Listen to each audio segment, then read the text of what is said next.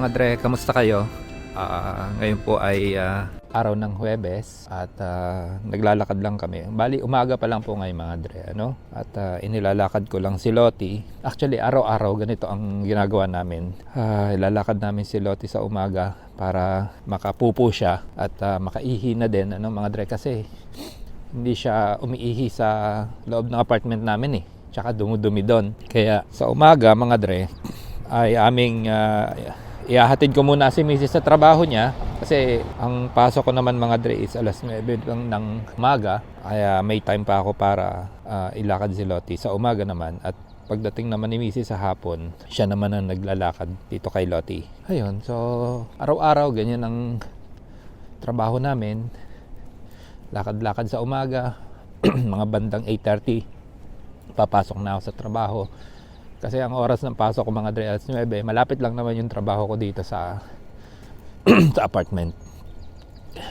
Sa kateng lalamunan ko mga dre, kasi hanggang ngayon malamig pa rin ang umaga dito sa amin. Sa tanghali lang siya mainit, pero sa umaga malamig. Kahapon nga parang single digit na naman. Pag gano'n ang panahon mga dre, masakit sa lalamunan. Siya nga pala mga dre, ano, so mabanggit ko na rin pala na si Mrs. Dito tayo Lottie. Binigyan niya ako ng bagong camera mga dre. So yung camera na iyon ay yung pang vlog ba na camera. At ipapakita ko sa inyo mga dre kung ano yung camera na yon. Siguro isasama ko na rin dito sa vlog na to para makita nyo. Nakakatuwa kasi syempre bukod sa bigay ni Mrs. magandang klase yung camera. Pang vlog talaga siya mga dre. So pakita ko rin sa inyo yung camera na yon. Isasama ko dito para dire-diretso na tayo ng pagbablog, ano.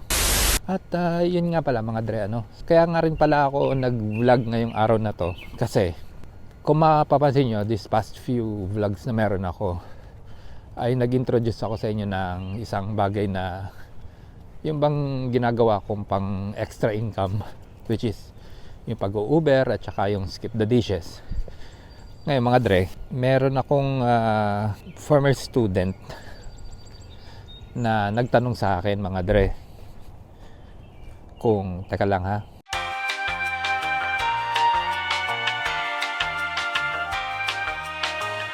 ay pasensya na kayo mga dre at naantala yung aking pag-vlog kasi umupo na si Lottie, ano, nagpupo na siya. Kailangan kong simutin yung kanyang pupo kasi bawal dito na hindi mo sisimutin yung pupo ng aso mo eh. So ayun, mabalik ako doon sa sinasabi ko. Meron akong isang student na nagtanong bakit daw ako nag-Uber. Samantalang syempre dati akong teacher kasi sa atin sa Pilipinas. So parang siguro sa iniisip niya na sa dinami-dami naman ng pwede kong pasuking extra income o trabaho o part-time ay bakit pag-Uber ang pinili ko. Tapos nga syempre pinakita ko pa sa vlog. So marami nakakakita siguro na si Zero nasa Canada pero nagpo-food delivery lang pala. So maganda naman yung tanong niya, no? At naiintindihan ko rin naman yung mga ganong klase ng tanong. So sagutin ko na lang din, ano. So una-una mga dre, dito naman kasi sa amin pag ang paghahanap naman ng trabaho, hindi naman, kumbaga hindi naman siya kinakailangan na dati kang ganito sa Pilipinas, so kinakailangan ang trabaho mo ay ganun din, ano. Yun kasi mga dre, yun ang maling iniisip ng mga tao pagdating sa pagtatrabaho dito. So dito kasi mga dre, basta maayos yung trabaho, hindi naman, kumbaga parang hindi naman kinakailangan na teacher ka din dito o kailangan mas ano, iba, hindi. Yun namang pag food delivery mga dre, una-una ginagawa ko siya para sa extra income. Hindi naman siya yung parang pera na kikitain mo na parang ipang susustena mo. Alam nyo mga dre, marami dito sa mga kababayan natin, nabanggit ko na to minsan, dala-dalawa yung trabaho nila. Parehong full time. Meron pa nga minsan 3. Ginagawa nila yon dahil halimbawa, madalas nang nakikita kong dahilan is dahil meron silang mga mortgage. At alam niyo mga dre, ang bahay dito sa Canada may kamahalan kasi. So hindi siya basta-basta pag once na ikaw ay bumili ng bahay dito, hindi basta-basta yung gastos. So napipilitan sila na kumuha ng 2 trabaho para may pang-sustain na doon sa mortgage ng bahay nila. Kami naman mga dre kasi wala kaming bahay, so apartment lang. So yung inikita ko sa extra income, sinisave ko lang yon. No, meron naman akong full-time job, meron ako isang full-time job. So okay naman, sapat naman yon. Tapos yung kinikita ko dito sa food delivery, tinatabi ko lang naman. Siyempre, nakakabawas din ako ng konting panggastos, pero ganun lang naman yon, extra income lang. At ang pangalawang dahilan mga dre kung bakit food delivery ang pinili ko as may source of extra income ay yung independence mga dre, no? Kasi pag kumuha ako ng isa pang extra income, halimbawa nag-part-time ako sa Teams, let's say sa Tim Hortons, yung oras kasi mga dre, nakatali ka dun sa oras na yon. So kinakailangan papasok ka ng araw na yon. Kung gusto mong kumita, papasok ka sa oras na yon. Dito kasi sa food delivery mga dre, pag gusto mong mag-drive, kung gusto mong mag-delivery ka. Kung ayaw mo. Yung independence na yon, yun ang sinasabi ko na nagustuhan ko sa food delivery. Magdadrive lang ako kung kailan ko gusto. At kung hindi ko gusto ngayong araw na to na mag-drive, pahinga lang ako sa bahay. Wala akong inaalala na, kailangan kong pumasok dahil baka mapagalitan ako ng manager o ng supervisor. O wala akong kikitain ngayong araw na to. Ganun ba mga dre? So sa akin, yun ang nakikita kong isang magandang dahilan kung bakit mas pinili kong mag food delivery. Yung ganong klase ng independence ba, na hindi ako lagi nag-aalala sa ganito, sa ganyan. Totoo mga dre, kapag ikaw ay extra income sa mga restaurant o sa kahit anumang pwede mong pag-extrahan, yung kita mo is constant. Yun ang kagandahan noon, ano? Constant ang kita mo, may sigurado kang pera na ine-expect sa oras ng sweldo. Sa food delivery, hindi ganun eh. Siyempre, pag hindi ka nag-drive, wala kang kita. Pero pag nag-drive ka naman, hindi mo rin naman alam kung magkano ang kikitain mo. Para bang namamasada ka rin naman eh. So, ganun lang yun. Pero tulad nga ng sabi ko, mga dre, extra income yun eh. So, kung ano man ang kitain mo sa araw na yun, itabi mo na lang. Yun ang ginagawa ko. Tinatabi ko lang kung magkano yung kinikita ko sa bawat pagdadrive na ginagawa ko. At doon naman tungkol sa pagiging, syempre, dati akong teacher nga. Tapos ngayon dito sa Canada, ganyan ang ginagawa ko. Alam nyo mga dre, ito yung isang bagay na siguro hindi nyo alam. Pero nung papunta pa lang ako dito sa Canada, sinabi ko na to dun sa magulang ko, sinabi ko na dun sa asawa ko, na once nakakarating ako dito, hindi na ako magtuturo mga dre. Kasi ayoko na kasing magturo eh. Hindi ko na nakikita yung sarili ko na nagagawin yung ganong klase ng trabaho. Dito mga dre, in demand na pagiging teacher, pero mag-aaral ka ulit. So yung pinag-aralan mo sa Pilipinas ay kulang dito sa standard nila dito. So ang gagawin mo, mag-aaral ka ulit. Pero okay lang yun, meron naman ditong mga loans o meron ditong yung mga suportang gobyerno pag gusto mo mag-aral, mga student loan, ganyan. Magagawa mo naman yun eh. Pero ako kasi personal ko ng desisyon, mga dre, na hindi na ako magtuturo. Dahil ayoko na lang talaga. Marami akong pinasok na trabaho dito. Marami akong ginawang mga paraan para kumita ng pera. At pinakahuli sa priority ko yung pagbabalik sa pagtuturo, mga dre. Yun lang naman, ano. Decision ko yun eh, sarili kong decision sa buhay na hindi ko na siya gagawin. So matagal din naman ako nagturo sa Pilipinas mga dre, more than 10 years kung hindi ako nagkakamali. At para sa akin, sapat na yon, no? Lahat naman ng tao may kanya-kanyang decision sa buhay. Ito yung isa sa decision sa buhay na pinili ko. So, at masaya ako sa decision na yon, mga dre. Yun lang naman ang mahalaga sa isang tao, na kapag ka nag-decision ka sa buhay mo at masaya ka sa decision mo, sapat na yon.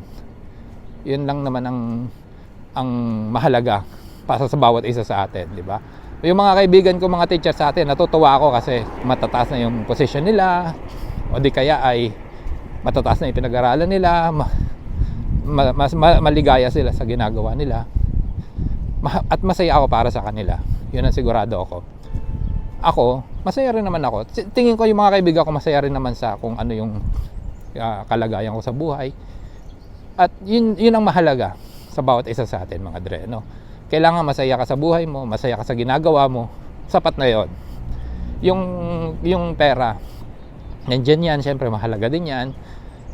Kaya nga nagpupurso ka ng ikagaganda ng buhay mo, dahil yun naman ang goal mo, yung magkaroon ka ng komportableng buhay kasama ang pamilya mo at masaya ka sa decision na ginagawa mo sa sarili mo at sa trabaho mo.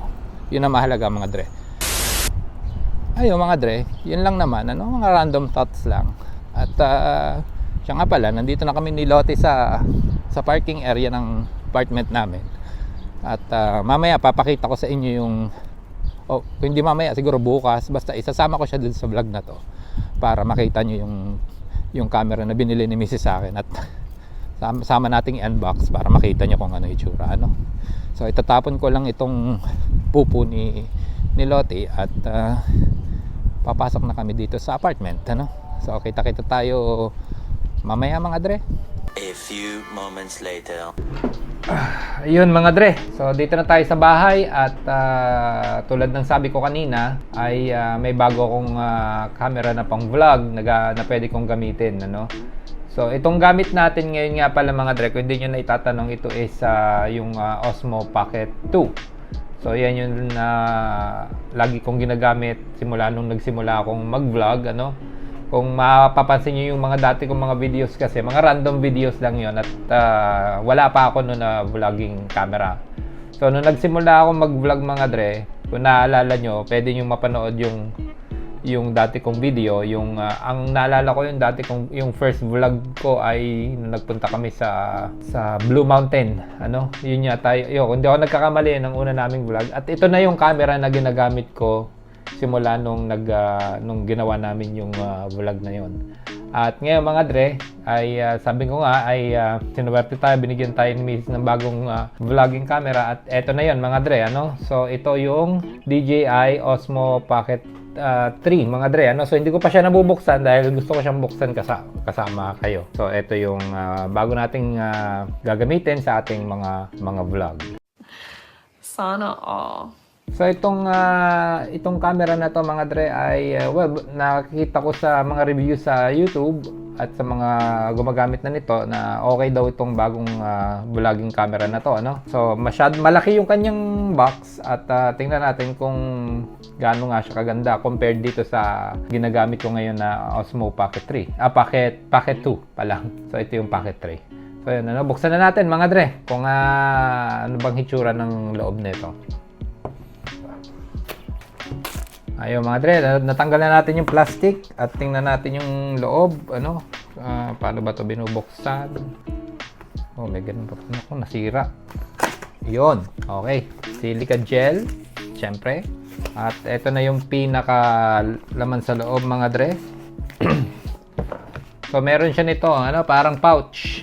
Ito yata ito yung parang casing na pwede mong lagyan ng camera pag hindi mo siya ginagamit. Syempre, mga dre, iba't ibang papel, manual, may QR code, at itong isang to, hindi ko alam kung ano to. At ito pa, ito siguro yung ito pala yung manual, mga dre. Tapos meron siyang sticker na kasama, mga dre. Ayan, DJI. At tabi muna natin to. Meron siya nitong kahon na to, hindi ko alam kung anong laman. Ito yung pinaka case niya, kung saan pagka ikaw ay hindi mo ginagamit yung camera mo, pwede mo siyang ilagay sa loob nito, So buksan na natin para makita nyo.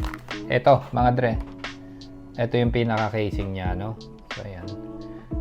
Yung ganito nitong aking Pocket 2 ay parang hindi ganun kalaki kumpara dito. Ano, ito mas malaki to. Teka, pakita ko sa inyo mga dre kung ano yung itsura nung Pocket 2 na case. So ito mga dre, ito yung sa luma ko at ito naman yung sa bago. So makikita niyo yung diferensya sa taba, ano. Parang magkasing taas lang pero mas wider yung Pocket 3, yung bago, kaysa dito sa Pocket 2 na lalagyan sa casing na to. So yun, ano, for comparison lang mga dre. At ito naman yung pinaka lalagyanan. Ako kung ano bang tawag doon mga dre. So buksan natin. Yun. So ito siya mga dre. Para siyang gawa sa leather. At pag binuksan, yun. So ito na yung pinaka camera mga dre. Yan, oh, 'di ba? Ang cute niya. Maliit siya pero mataba siya, no? Pag kinukumpara ko siya dito sa Pocket 2, mas mahaba yung Pocket 2 kaysa dito, pero ito parang mas mataba siya, no? So, ito yung pinaka casing niya, dito niyo siya ilalagay mga pre. Pag hindi niyo ginagamit, di ganyan lang. Ayan, ganun pala. Yan. Diba? So, dito niyo ilalagay pag hindi niyo ginagamit. Tingnan natin yung iba pang laman sa loob. Ito yung pinaka mic. Mga pre, parang transparent yung pinaka loob. Ito yung mic ng Pocket 2. Ito naman yung Pocket 3. At syempre, ito yata yung battery extender. Oh, ito nga. So, ikakabit ito. Ito yung extra battery niya. So, para extended yung hours ng pagre-record nyo, ikakabit nyo siya dito. Ganyan. Yun. So, ganun kasimple. So, mas mahaba na siya ngayon, mga pre, dahil sa battery extender. So, in-extend niya yung grip at syempre, mas mahaba ang hahawakan niyo. Kaysa pagka wala, dito kayo nakahawak. Ay, nabuhay na siya. Tanggalin na natin to. Ayun. So, makikita rin pala kung ilang percent dito. So, may screen siya dito Na-flip itong paganyan, pa-landscape at pa-portrait. Pwede rin kayong mag-video ng portrait mode para dun sa mga videos nyo kung gumagamit kayo ng TikTok o di kaya ay Facebook Reels. Ayan. Paano ba tinatanggal to? Yun. So, yun pala. Ganun lang kasimple. At ito yung sa battery extender niya. Ito pa mga dre, meron pa siya neto. Kaya to. Buksan natin. Ito ay yung tripod. So, ang tripod ng aking Pocket 2, maliit lang. Tapos, i-screw mo siya sa ilalim nung camera. At, yun na. Pero ito, i-screw din, pero mas malapad yung mga paa niya. Ano? So, paano ba to? So, kakabit mo yung battery extender, tapos, kakabit mo siya dito sa ilalim. So, pag kinabit mo pala to, mga dre, yun. So, ganun. Ano? At, finold mo siyang ganyan, di mas mahaba pa pala ito, ano? Pag isinama nyo doon sa camera, ganyan. Ang haba na niya, mga dre. So, kung camera lang mismo, maikse. Pero pag isinama mo yung battery niya, tsaka yung tripod, abay, ang pagkahaba-haba pala nito. O, ito, mount din, ano naman to. Hindi to battery, pero ito parang, para sa handle grip. Para humaba yung handle grip niya. So, yan, ito. So, kung ayaw nyo gamitin yung battery, dahil nahahabaan kayo, ito, ikakabit nyo. Diyan, same thing, ganyan. Tapos, ikakabit nyo dito yung tripod. Ganun din siya. Pero ito, hindi to battery. Yung isa, battery yon. So, ganun ang function niya. Kasi may mga tao siguro, ayaw nilang masyadong mahaba yung kanilang mga camera, no? So, yun lang. Ito ang pinakalaman niya. At, syempre, nandito yung charging cord. Wala siyang kasamang brick, mga dre. Ito yung dead cat ang tawag dito Yeah. So, ito yung dead cat para sa mic. Ikakabit nyo siya dito sa ibabaw. Ganyan. Yan. So, yun. Para saan to, mga dre? Ito ay para kapag mahangin nagbi-video kayo sa labas, tapos masyado mahangin, so ito ay binabawasan niya yung ingay na gawa ng hangin. Ano? So, yun ang tawag dyan. Dead cat ang tawag dyan. At ito, mga dre, ay, ito yung kanyang wide angle lens. Ano, mga dre, yan. So, yung aking Pocket 2, itong luma ko, meron din ito, mga dre. Kaya lang, naiwala ako tong wide angle lens nitong luma ko nung nagpunta kami noon sa Quebec City. So, snap nyo lang siya dyan, dito. Yan, para makita nyo. May magnet yan So, magiging wide angle na yung camera nyo. So, ganyan lang siya. Tapos, ano pa ba? Ito magnet to, mga dre. Para sa mic. Kapag i-clip nyo siya sa damit, tulad yan, ganyan, yan. diba? So, ilalagay nyo ito sa loob ng damit nyo, tapos i-clip nyo ganyan para hindi nakasabi tulad nitong sa akin na to. Ewan ko, parang ang pangit ng hitsura sa camera, pero sa halip na naka-clip siya dito, nakaipit, pwede nyo siya ilagay dito o dito gamit yung magnet. So, yun mga dre, parang yun lang naman ang laman itong bag na to. So, wala na. At ayon sa nakita ko sa mga videos ay mas maganda ang video quality ng Pocket 3 kesa dito sa Pocket 2 mga dre. Yun lang naman, ano, sa akin naman, ang mahalaga malinaw yung mga video natin at nakikita nyo yung mga nakikita ko rin, okay na, sapat na sa akin yon. Hindi naman ako masyadong technical pagdating sa video quality. So, yun mga dre, ano? So, ito ang DJI Osmo Pocket 3 na gagamitin natin sa susunod nating mga vlogs. At yun nga mga dre, ano? So hanggang dito na lang muna ang aking vlog ngayong araw na ito at sana po ay magkita-kita ulit tayo sa susunod ko pang mga video. At muli po mga dre ay mag-ingat po kayo parati dyan sa kung saan man kayo naroon ngayon. At katulad nga po ng lagi ko sinasabi, mag-ingat at God bless po sa ating lahat at paalam po muna sa ngayon.